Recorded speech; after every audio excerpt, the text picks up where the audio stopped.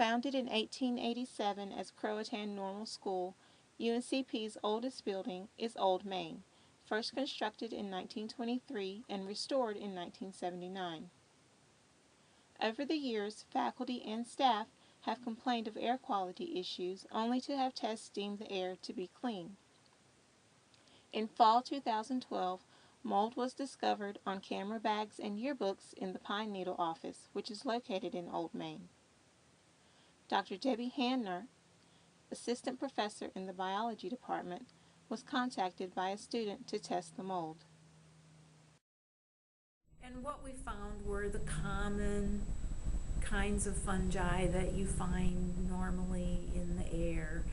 We did not find any of the black Stachybotrys that you worry about as being toxic, so we did not find anything like that to worry about. So what we found were fungal spores that you would anticipate that you would find, and nothing unusual.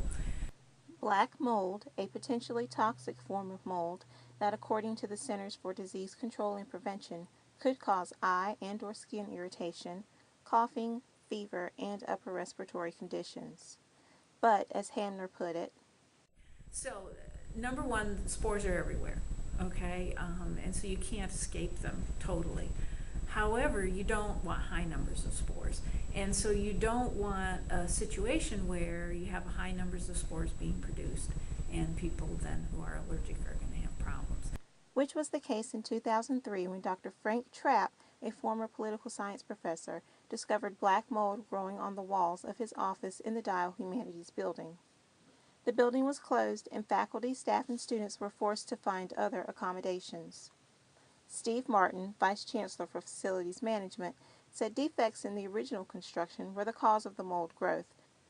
This allowed water to leak from the exterior and become trapped behind the walls. To remove mold, clean hard surfaces with a 10% bleach solution and replace porous materials like carpets and drywall if they become contaminated.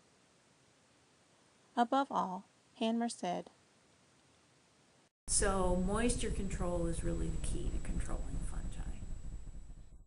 Making improvements to campus buildings comes at a price. Since 2011, UNCP has seen its repair and renovation funding decrease 80% from $1.5 million to $300,000. In addition, the 2013 UNC Budget Priorities Report indicates some UNC projects will not receive funding until 2018. One alternative to state funding is getting private donations through capital campaigns. That's a complicated and very intense process. You've got to make sure that you have the constituencies that can help fund something like that. And as I mentioned, usually a capital campaign is anywhere from 15, of a university of our size, $15 to $30 million. We on an annual basis raise about $2 million in a good year. So when you're going to undertake something like that, you don't do it. You know that you're going to be successful at it. A task the university has proven it can accomplish with the successful fundraising for the downtown project. We received $200,000 in private contributions to purchase the building. Mm-hmm. The foundation did not have that money up front, so we had to go out to folks in the communities. We have private investors who had helped purchase the building.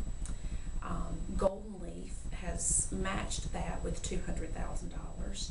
And then the EDA, which is a federal agency, we're in the process now we're in the final stages of about a $1 million grant from them. So that will help cover the cost. So the university and the foundation, nothing came out of pocket to help make this project happen, which was something also that the university or the chancellor was committed to. He wanted it to be something that we could, between private and federal funding, we could make happen. UNCP recently petitioned the Board of Governors for $1.4 million in emergency funds to improve the conditions of the Taylor track, constructed in 2000.